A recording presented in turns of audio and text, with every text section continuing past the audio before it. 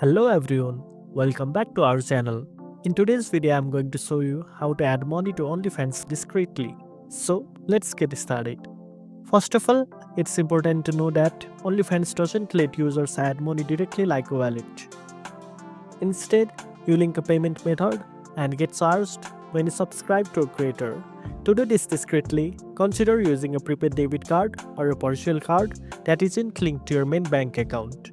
These options help avoid any obvious transaction names on your bank statement. One popular choice is using privacy.com if you are in the US. It lets you create virtual cards with custom names and limits, giving you more control over how your payments appear. You can also buy Visa or MasterCard gift cards from stores and use those instead. Just make sure they are activated for online use. Another good method is using a digital wallet like PayPal Cash Card or Cash App Card. While OnlyFans doesn't accept PayPal directly, these cards are linked to your PayPal or Cash App account and work like normal debit card on the site.